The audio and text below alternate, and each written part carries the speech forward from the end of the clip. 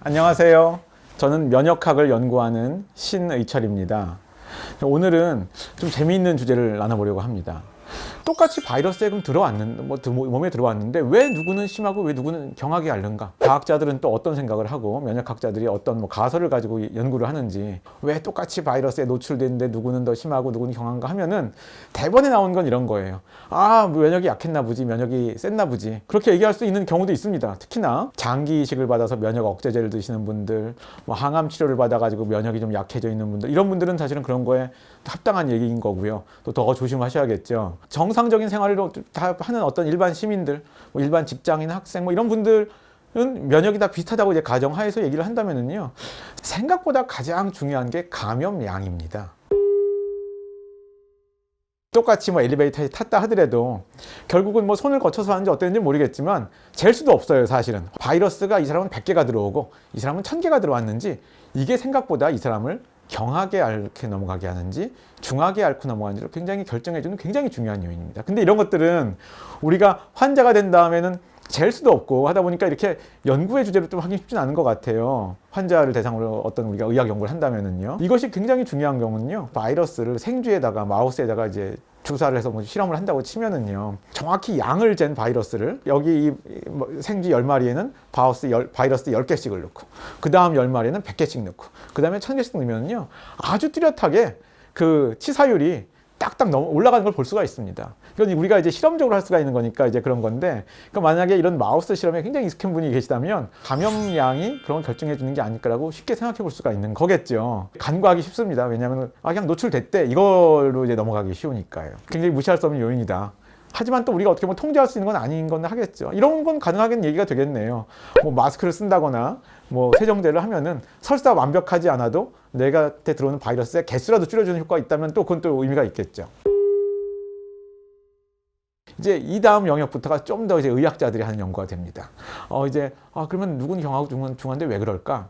이럴 때 생각보다 사람들이 그런 어떤 성질이 이 사람의 유전형으로 이미 결정되어 있는 것이 아닌가라는 생각을 하는 그런 가설하에 연구가 되는 것들이 있어요. 그러니까 무슨 얘기냐면은요, 우리가 무슨 유전자 연구가 이런 것들이 점점 더 이게 아주 심화되면서 다 각자마다 유전자가 조금씩 다르다는 걸 다 알고 계실 겁니다. 사람이라는 그 같은 종에 우리가 속하는 우리 일원으로서, 인류의 일원으로서 가지는 그 공통점이 크지만 디테일하게 좀 다른 것들이 있거든요. 그럼 사람들이 연구를 하다 보면은 이런 걸 하게 되는 거죠. 어떤 특정 유전자, 아마도 좀 더 면역과 관련된 유전자가 그런 게 가망성이 있겠지만은 이런 형일 때와 또 다른 형일 때 누가 인플루엔자에 더 강하다라든지, 이런 연구들이 생각보다 많이 지금 돼 있습니다. 논문들 아주 많이 나와 있어요. 근데 그렇다면 세상에 존재하는 모든 바이러스에 다 우월한 유전자가 따로 있는 거냐? 그런 건 아닙니다. 그러니까 어떤 바이러스에서는 이런 게 더 좋은 유전자인 것 같은데 또 이 유전자는 자가면역 질환은 또 많이 생기게 한다든지, 이런 식의 연구들이 또 많이 돼 있습니다. 사실은요. 이런 유전자는 만약 슈퍼 파워, 무슨 슈퍼 울트라 유전자가 돼가지고 남들은 다 죽는데 완전 살리게 하냐, 이런 건 생각보다 좀 없어요. 상대적으로 통계를 내보면 이런 유전자를 가지면 이런 유전자보다 좀 더 더 잘 산다든지 더 경증이라는 거지, 완전 슈퍼 울트라 이런 건 없는데, 그래도 가끔 가다 보면 의학의 연구에다 보면은 이런 슈퍼 울트라에 해당하는 것도 있어요. 뭐냐면은 지금은 그 에이즈를 일으키는 바이러스 HIV가 굉장히 좋은 약이 나와가지고, 설사 어떤 환자분이 HIV에 걸렸다 하더라도 이분들이 좋은 그 약을 먹으면 계속 드시면 사실은 이제 에이즈로 진행해서 사망하시는 일은 없거든요. 조절되는 질병인데 80년대만 하더라도 이게 약이 없었기 때문에 에이즈로 진행하면서 사망하시는 분들이 꽤 많았잖아요.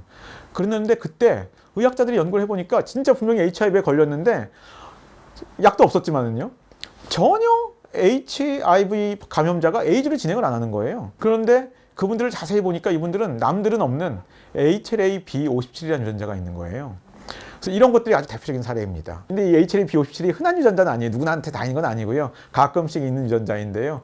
그래서 이 HLA-B57을 가져서 절대 에이즈로 진행 안 하는 이런 HIV 감염자들 그 당시에 엘리트 컨트롤러 뭐 이런 얘기했습니다. 엘리트라는 게 우리 꼭 공부 잘하는 데만 엘리트 쓰는 것 같지만 엘리트 환자인 거죠, 말하자면요. 이런 용어도 쓴 적이 있었습니다. 이런 사례들 같은 경우를 보더라도 유전자형이 아마 이 사람이 좀 중증 경증을 지배하는 그런 결정하는 요인이 아닐까 생각하게 되는 거를 좀 우선시하는 과학자들이 있는 거죠. 그러다 보니까 이런 가설을 신봉하는 사람들은요, 저도 얼마 뉴스 봤어요. 이번 코로나 사태 같은 경우도 좀 중증이 있고 경증이 있잖아요. 그럼 이분들의 유전자를 잘 조사해 보면 코로나에 좀 저항성 유전자가 있고 좀 더 저항하지 못한 유전자형이 있는 건 아닐까.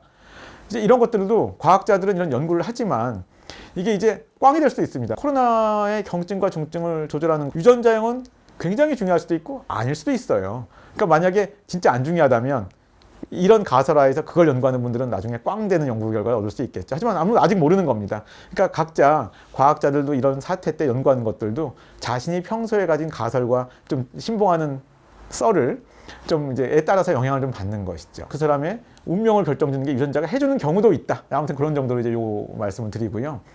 다른 거 한 2가지 정도 더 말씀을 드릴게요. 저도 좀 가진 가설인데 이건 증명된 건 아닙니다. 뭐냐 하면 독감 바이러스가 유행할 때도요, 백신을 맞았으면 또 걸린다 하더라도 좀 약하게 걸리지 않겠어요? 왜 그렇겠어요? 독감에 대한 면역 반응이 있는 거가 되겠죠. 그런데 지금 우리가 코로나 사태 같은 경우는 사람들이 왜 이렇게 빨리 퍼지느냐, 그 이유 중에 하나는 한 번도 경험하지 못한 바이러스니까 우리가 여기에 대해서 기억 면역 반응을 가진 사람들이 없는 거거든요. 그러니까 이제 퍼지는 건데, 이번 코로나 바이러스는 옛날 사스 바이러스랑 유사하거든요. 커먼 콜드, 일반 감기 바이러스 중에 이 베타 코로나 바이러스가 감기를 일으키는 게 있어요. 제가 만약에 뭐 몇 개월 전에 감기에 걸렸다면 신종 코로나에 걸렸을 때 좀 더 저항성이 있을까 없을까 이런 생각 해볼 수도 있겠죠. 인류가 의도적으로 이용하는 게 백신 같은 거가 되겠죠. 홍역 같은 경우는 한 번 앓으면 또 안 앓고 이런 것들 너무나 잘 알고 있잖아요. 해당하는 바이러스에 걸린 적이 있냐 없냐, 또 똑같은 바이러스가 아니더라도 좀 유사한 바이러스에 노출된 적이 있냐 없냐, 이런 것들 굉장히 중요한 이유가 되는 것이고요. 이런 것들 같은 경우도 누구나 좀 생각하기가 쉬운 그런 것들이 되겠습니다. 마지막 이제 이 기전이 사실 의학자들도 잘 모르는 기전입니다. 이 면역학자들 중에서 일부만 알고 있는 그런 기전인데요. 이형 면역 반응이라는 거예요. 이거는 뭐냐 하면은 독감 바이러스에 걸렸는데 누구는 심하게 앓고 누구는 경하게 앓아요. 어떻게 보면 둘 다 독감을 앓은 적이 없어요. 의외로 이 두 사람이 각자 이 살면서 사소하게 앓고 넘어가는 병이 무슨 바이러스인 건지 우리가 다 알 수는 없잖아요. 똑같은 바이러스에 노출되면은 거기에 면역 반응이 있다는 걸 알고 있는데, 전혀 엉뚱한 바이러스에, 친척 바이러스도 아닌데 거기에 노출됐냐 안 됐냐가 이 질병의 모양을 바꿔놓는다는 거죠. 그래서 이형 면역 반응을 영어로는 헤테로로고스 이뮤 리스폰스라고 얘기를 하는데요. 지금 마우스에서 나온 연구는 그렇습니다. 우연히 전혀 다른 바이러스인데 요만큼 정도의 뭐 아주 미미한 부분에 유사도가 있는 거예요.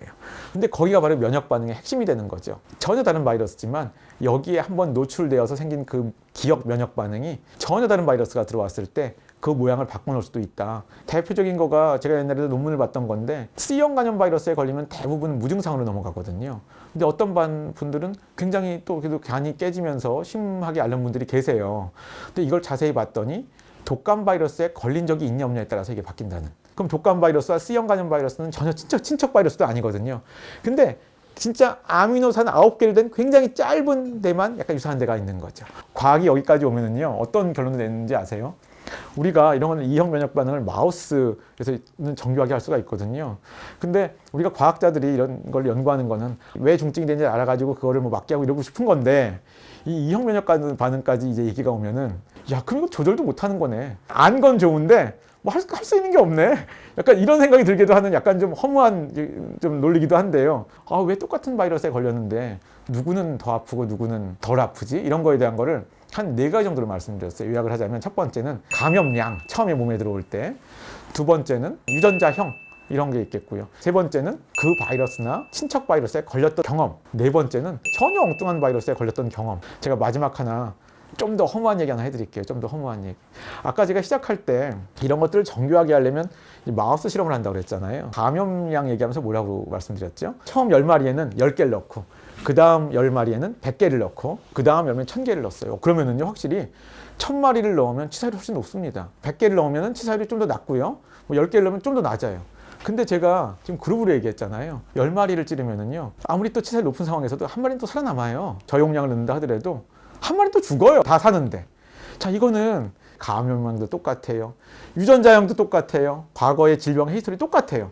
근데 왜 누구는 살고 누구는 죽지? 너무나 이거는 컨트롤도 셋된 그런 상황이거든요. 이 차이를 분석한 연구는 안 합니다. 안 하는데 생각보다 많은 요인들이 중증과 경증을 결정하는 요인들의 층층별로 작용하고 있다는 걸 이제 말씀드리고 싶고요.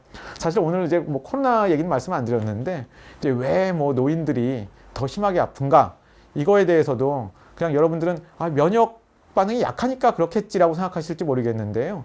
생각보다 면역 노화라는 현상에 있어서 잘 안 알려진 현상이 면역이 약화되는 건 맞습니다. 그런데 염증 반응은 또 오히려 더 강해지세요. 노인분들이. 코로나 사태 때 고령자분들이 좀 더 심하게 앓으시는 이유가 면역이 약한 것도 있겠지만은 과잉 염증 반응이 더 나타나는 게 아닌가라는 단정 짓는 것들도 간단한 문제가 아니라는 걸 제가 말씀을 드리면서 이야기를 마치도록 하겠습니다.